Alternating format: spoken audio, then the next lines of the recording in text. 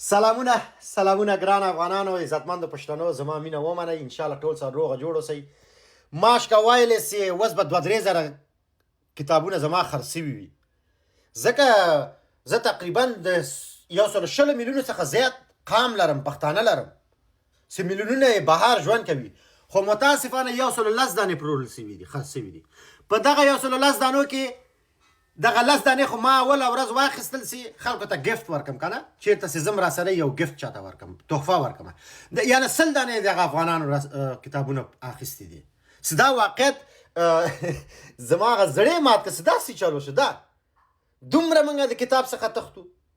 بیا دا د کتاب اخیستل زما سپورټ دی ګران افغانانو هغه کم څوک چې تجاران یاستئ مالداره یاستئ ښه سرمایه لرئ دغه 10-50 دانې واخل دا خو د یو برګر قیمت دی دا یو کتاب او دا خو آمازون یې اخلي که نه آمازون دا پیسې په خدای ما خپله 10 دانې واخیستل پیسې مې ورکړې خپلو دوستانو ته چې کله چېرته ځم واخلم حداقل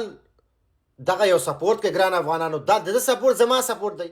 د افغانیت سپورټ دی د پښتنو سپورټ دی واخله بهرني ته یې ورکړه حداقل چې دغه بهرنیان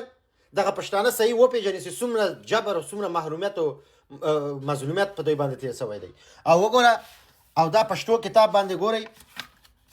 ښاغلی یون صاحب هم ورباندې سریزه لیکلی زه یې تاسو ته خلاص کړم ګوره زه یې تاسو ته وښیم ګورئ دا د ښاغلي یون صاحب سریزه ده محمد اسماعیل یون ډېره ښه سریزه او دا خلکې دا غټ لیکوالان چې دي دا خو په هر کتاب سریزه نه لیکي که نه یاره دا خو ګوره او ښاغلي باري جهاني صاحب هم عین شکل سریزه لیکلې ده صبر وکړه ګوره دا د باري جهاني صاحب سریزه ده او دا ستر لیکوالان خو په هر کتاب باندې سریزه نه لیکي ګران عزیزانو لنډ آمازون ته لاړ شئ زه تاسو ته طریقه در وښیم ښه ګورئ دغه آمازون اپلیکیشن دی که نه دلته چې دغه سرچ نه دی دغه لټونکي دلته لټونکي چې تاسو فورجد دغه وینئ بای ټایم داسې چې ووهئ اتومات زما کتاب راوځي دغه یې کور دی ګوره دلته هم نوم لیکل شوی ده دغه نوم چې ووهئ راووځي دغه اد تو کارت وهئ یو دانه چې دې واخیستی بیا دغلته ستورو باندې ورځئ دغه ستوري باندې کېکاږئ او ریویو ورکوئ او د پښتو نسخې دپاره څه شی وایې زما نوم عزیز پولاد دا وایې ګوره دغه زما کتاب دی دا نه دی ښه دا نه دغه دی زما کتاب دا سی اپشن به دلته وایې ښه سی اپشن به وایې او د خیره سره بای کوې به دغلته